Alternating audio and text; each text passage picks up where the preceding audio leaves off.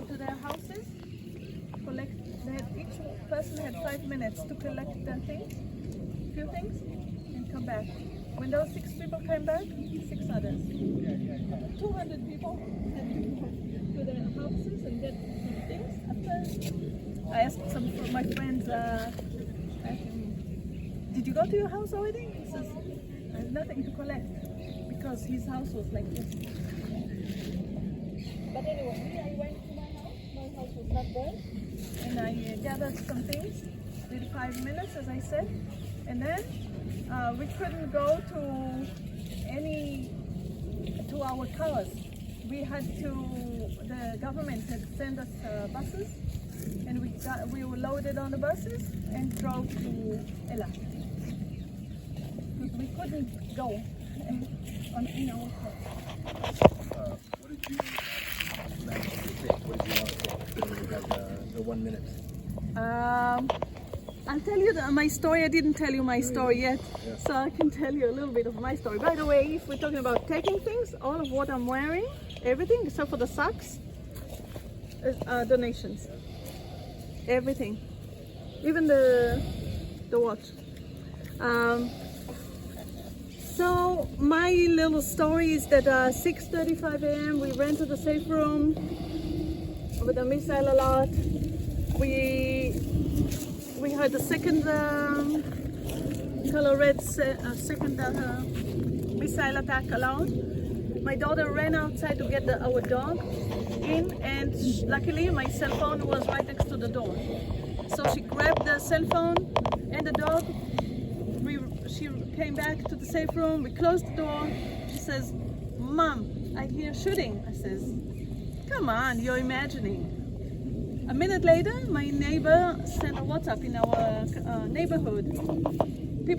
Somebody's shooting our house. And then I realized, a minute later, from all over the kibbutz. Automatic weapon, endless amount of automatic weapon from all sides of the kibbutz. So, we are my other neighbor, front door neighbor, Sagid Dekelchen, he says, he wrote, or he sent a message, said, I see armed militants, lock your doors, stay inside. And then I knew that we cannot lock the door. It says lock when you lift the handle, but it doesn't lock. People can open it from the outside. So I knew it's a matter of time until they will come to our house. They were going from door to door, shooting grenades. We could hear it clearly. So the heart is beating, your whole body is shaking. You know that you're gonna die. We will die if we cannot find a way to lock our door. So I text to the kibbutz's messaging system, how does one lock the door? No reply. Waited 10 more minutes looking around, thinking, what can we do? Send it again. No, nobody knew. Send the same question to my family. Luckily, my brother lives 5 kilometers away in Enabsor. He sent a picture of how he locked his door. He used 2 broomsticks. So I thought, okay, that's an idea. What do I have? The safe room is my office. I have many books, computer. What else do I have here? So I remembered I had an oar for rowing the boat. For my childhood, I had it. So I took that and I took apart my vacuum cleaner, Dyson vacuum cleaner. I used the hose. I grabbed a leather cord because I make jewelry, and I tied it to the door handle. The vacuum cleaner hose could not reach the end of the doors, the door frame. So I used it like to push the door handle so they would not be able to move it. And then the oar would stop the door from opening. I tied it really strongly. And I'm shaking and scared. Finally tied it to the door handle.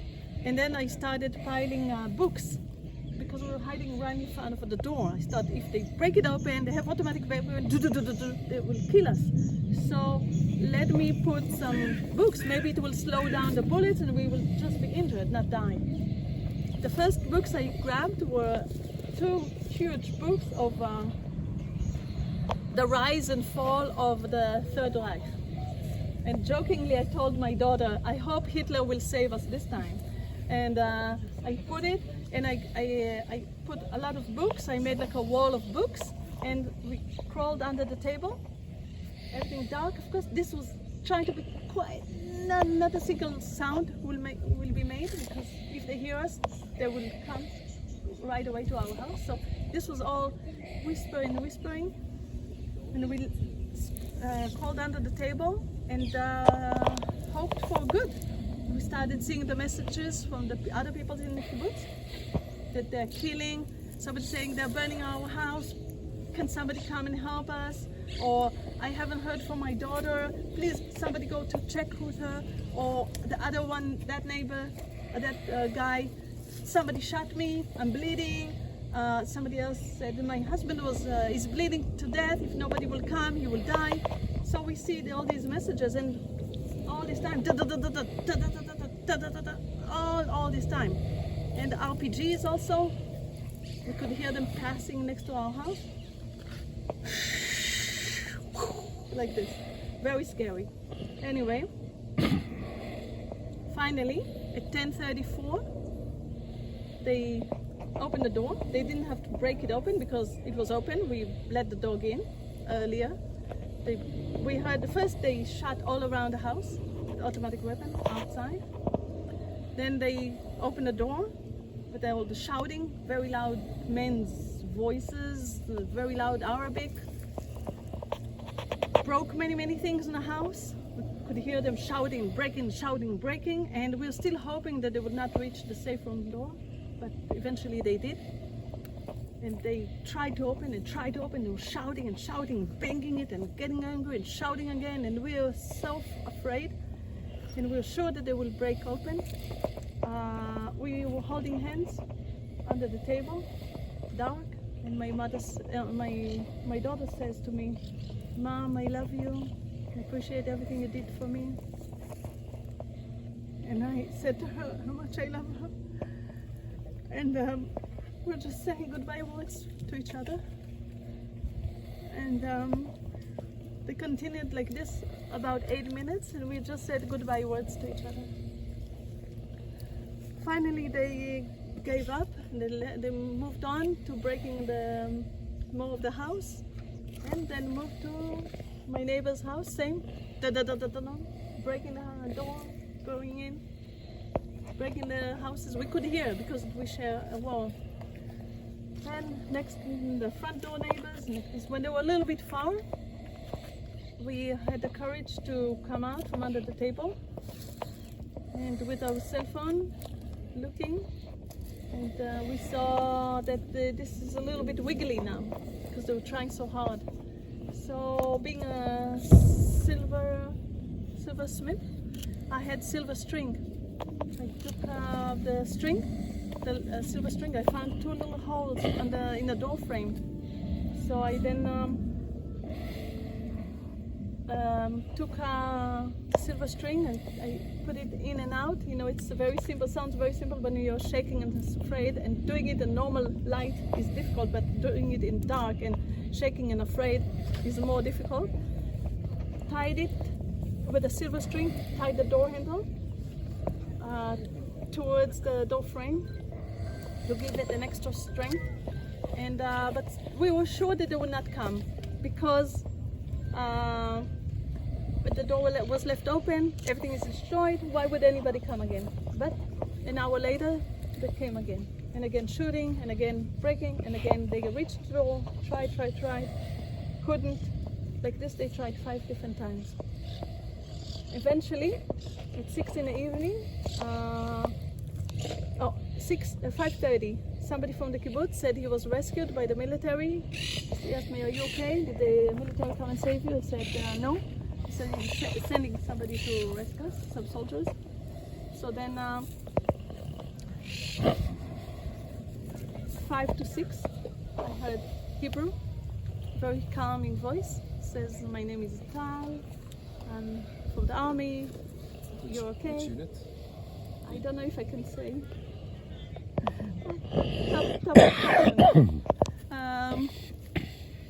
And then my daughter right away came out from under the table and turned on the light. And no, don't open, don't do anything. I turned it off because I thought maybe somebody else who speaks Hebrew, one of them. So I said, I'm not opening the door. I don't open. Who are you? And he kept saying about his children, where he's from and stuff. And then he says, Ron had sent me. This is the friend. I said, oh, okay. So then when I tied it with a silver string, I used the cutter. And I told my daughter, I hope we would need to use it. And I put it by the door. So then I leaned down, I grabbed it, and I said to my daughter, see? We can use it. So I cut the silver, and it took me a few minutes to open the leather string. And then when before the door was slightly open, he said, don't open yet. I want you to know that your house is destroyed, but you're okay. And then he opened the door, he gave me a kiss on my forehead, and he said, you have 1 minute to grab your shoes, and we have to go. So we came out, we couldn't see the floor, it was all broken things from the house. And we were walking to where we keep all our shoes. No shoes, they stole all of our shoes. So we left with our flip-flops and pajamas. So did everybody else. And we spent the night over there. And then when we came back, the next day we had 5 minutes to take things. Toothbrush and some warm clothes and some things. Yeah. Like this. I was really annoyed that they took my Garmin watch. I do triathlon, so they took my Garmin watch. I had a very good Citizen solar energy diving watch. They only can buy it in Japan. So they stole that. They knew what they're taking. They took my running shoes. But thanks Garmin, they sent me new watch. And Brooks, they sent me new shoes. It was so sweet.